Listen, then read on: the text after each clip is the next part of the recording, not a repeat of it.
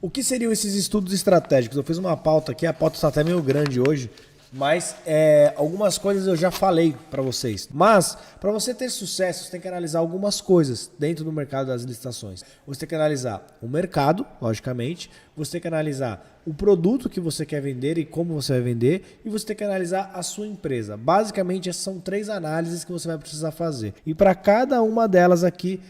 tem uma quarta análise, né? Perdão, são 4. O órgão público, claro.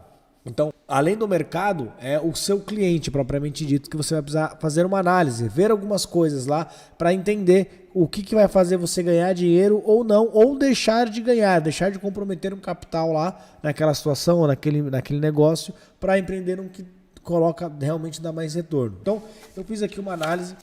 Eu queria justamente compartilhar com vocês. Lembrando, pessoal, tá com alguma dúvida? Eu já vi aqui que alguém colocou uma dúvida que infelizmente eu não vou conseguir responder. Deixa eu tentar responder essa dúvida aqui, né? Cara, é muito relativo você falar qual treinamento é melhor ou é pior. Alguns se dão bem, se identificam com o instrutor X, com o instrutor Y. Então, não adianta você... Às vezes o que foi bom para um não vai ser bom para você. Às vezes o que é bom para você não vai ser bom para outro. Então tenta entender, assistir, ver qual que você entende um pouquinho melhor, qual que fala numa linguagem que você entende, qual que você se sente mais confortável. Eu acho que essa é a melhor maneira de você chegar num consenso. A opinião de outras pessoas é boa, mas eu tenho certeza que você vai encontrar pessoas que fez vários treinamentos em licitações e cada um vai ter uma opinião. Esse é melhor, aquele é melhor, né? Então, enfim. Mas vamos lá. Primeira coisa, mercado, galera. O que vocês têm que entender sobre o mercado das licitações para que você quer entrar agora? Analise se o governo ele compra o seu produto ou se ele compra o seu serviço. Se ele contrata o seu serviço. Por que eu falo isso? E não só isso, a maneira que ele faz isso. Como ele contrata? Eu vou te dar um exemplo. Às vezes, você está acostumado a vender no mercado privado um produto onde você não tem trabalho com entrega. O governo, no mercado privado, você tem uma loja onde o cliente entra, ele compra e sai com o produto na mão, tranquilo. No governo, a maioria dos casos não é assim. A maioria dos casos você tem que ir lá entregar o produto. Então, analise, isso é uma das variáveis que é clássica, tá?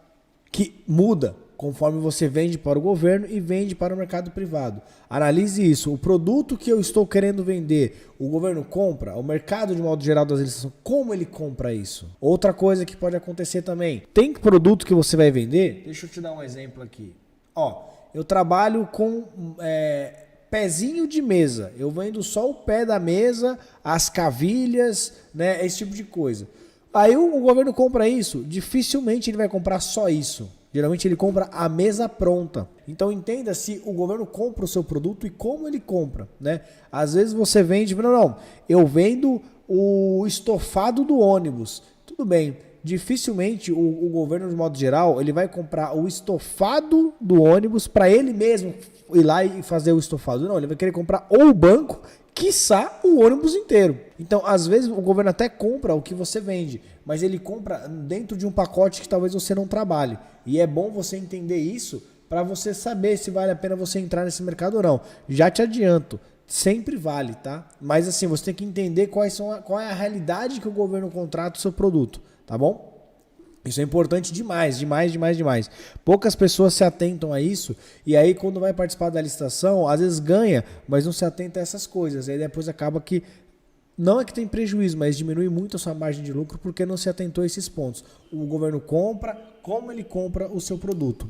Quanto que ele paga no seu produto, se ele paga alto, se ele paga baixo, se é um mercado que tem pouca concorrência. Faça essa análise do mercado, dá para você fazer. Inclusive, tem uma série aqui no nosso canal do YouTube, para quem está no YouTube, que chama O que o governo compra. É uma análise que eu faço ali de alguns segmentos, deve ter pelo menos uns 10 segmentos, mas o mais importante ali não é você entender o segmento que eu estou analisando, e sim como faz essa análise.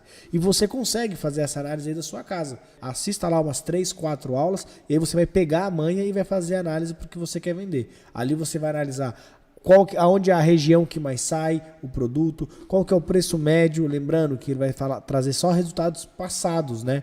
Então, quanto mais próximo da data de hoje, mais real tende a ser o valor de mercado. Quanto mais para trás, um pouco mais defasado tende a ser, né? Uma licitação que já acabou há 12 meses atrás, ela vai aparecer lá. Só que é um ano atrás, né? Então o valor de um ano atrás. Tem essa análise que o valor que vai aparecer lá não é o valor de necessariamente hoje, é o valor da época que finalizou a licitação, beleza?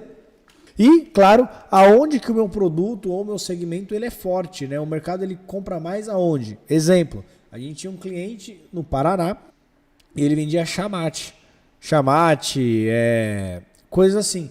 O chamate, ele é um produto bom? Na região que ele trabalhava, é muito bom. Talvez se você trabalhasse com isso em outra região do país, não seria tão forte quanto lá. Então tem alguns produtos que é característicos de algumas regiões. Cuidado se você trabalha com isso. Analise se na sua região aquele produto ou aquele serviço é forte. Existe bastante. Vamos lá.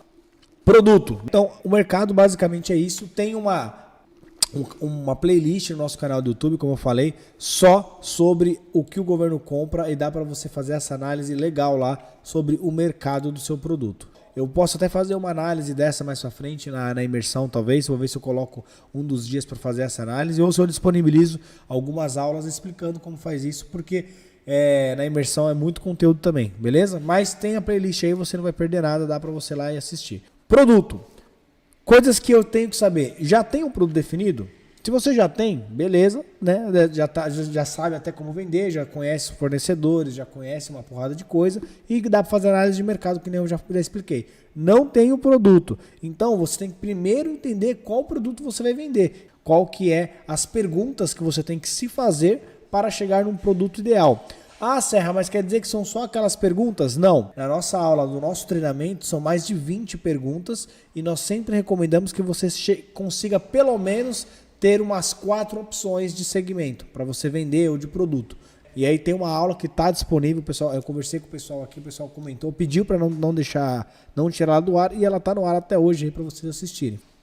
Então, saiba o que vender. Esse produto vai precisar de alguma certificação. Eu tenho essa certificação? Não tenho. O meu fornecedor tem essa certificação. Tem produtos que precisam do IBAMA, tem produtos que precisam da Anvisa, tem produtos que precisam de uma porrada ou alguma certificação.